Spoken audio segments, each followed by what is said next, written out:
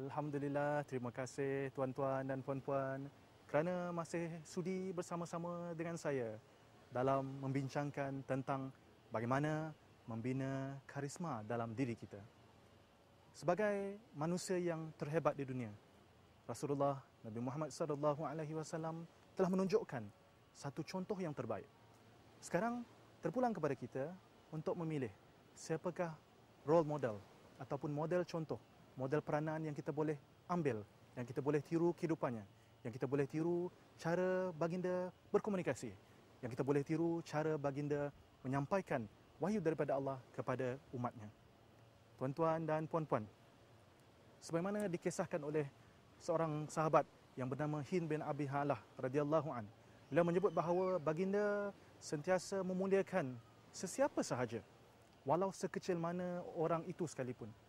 Inilah rahsia pengaruh, rahsia karisma yang terbesar dalam diri Nabi Muhammad sallallahu alaihi wasallam. Dalam kehidupan kita seharian, siapalah kita untuk merendah-rendahkan orang lain? Siapalah kita untuk memandang keburukan orang lain? Siapakah kita untuk menilai baik buruknya orang lain?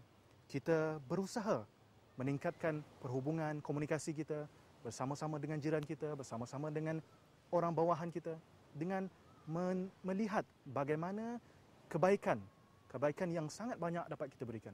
Tuan-tuan dan puan-puan yang saya hormati, karisma datang apabila kita memberi kebaikan. Apa saja kebaikan? Fikiran yang baik, kebaikan, semuanya dalam bentuk kebaikan. Keinginan yang baik juga kebaikan. Doa kita kepada orang lain juga kebaikan. Tidak semestinya kita memberitahu rakan kita, saya telah doakan awak tadi, saya doakan awak. Tidak semestinya. Di dalam hati kita, kita boleh berdoa dan tidak semestinya dia mengetahui. Inilah kebaikan yang kita selindungkan.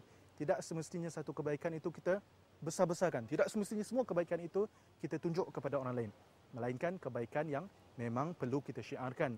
Contohnya solat berjamaah di masjid ataupun amalan mengerjakan haji. Tuan-tuan dan puan-puan yang saya hormati, ada 3 kaedah bagaimana Rasulullah SAW kita boleh lihat cara-cara baginda.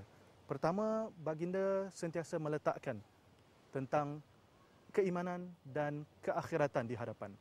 Atas maksud ini, apa sahaja hubungan kita sesama manusia, kita letak keutamaan tentang iman. Kita memuliakan saudara kita yang beriman, kita menghormati saudara kita yang Islam semata-mata kerana Allah. Kita buat kebaikan kepada rakan kita, kita sedekah, kita memberi kebaikan amal jariah semata-mata kerana Allah. Kerana tuan-tuan dan puan-puan, apa saja amalan kita di dunia ini akan dinilai oleh Allah Subhanahu Wa Taala di akhirat nanti. Apa saja amalan, sekecil mana pun. Dan amalan yang besar mana sekalipun, jika tidak ikhlas semata-mata kerana Allah, tidak akan diterima.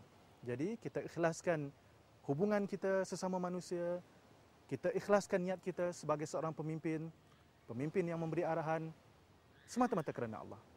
Tuan-tuan yang dimuliakan, dalam suasana pejabat kita, kita boleh memberi tunjuk ajar ataupun memberi contoh yang terbaik.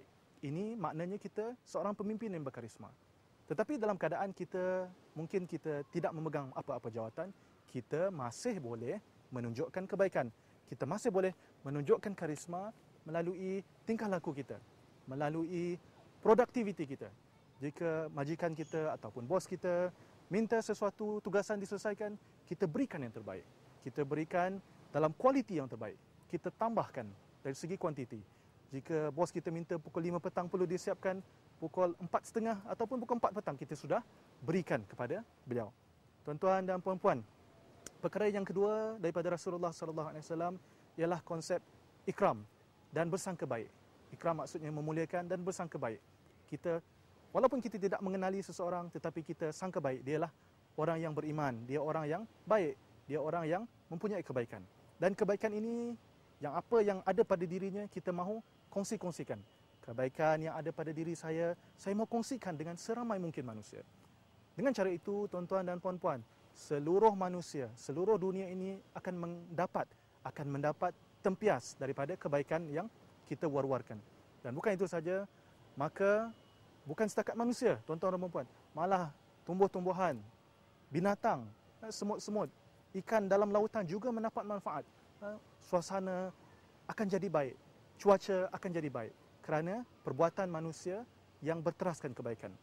Yang ketiga, tuan-tuan dan puan-puan, paling penting, niat kita menjadi seorang pemimpin yang hebat, seorang pemimpin organisasi, bukan semata-mata kerana material, bukan semata-mata untuk bermegah diri, sayalah bos, sayalah pemimpin, tetapi kita ikhlaskan semua perbuatan kita semata-mata kerana Allah Subhanahu Wa Taala.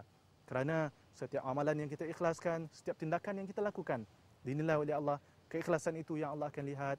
Sebagai pemimpin dengan niat ikhlas, insya-Allah karisma akan terus terbina dalam diri kita.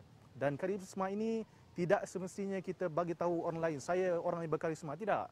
Tidak, tuan-tuan dan puan-puan. Daripada luaran kita, daripada segi gaya kita bercakap, gaya kita berkomunikasi, sudah jelas menunjukkan karisma yang ada pada diri kita. Tuan-tuan dan puan-puan, teruskan bersama-sama saya selepas ini. Saya akan kongsikan lebih banyak lagi tips-tips membina karisma dan pengaruh. Jangan ke mana-mana.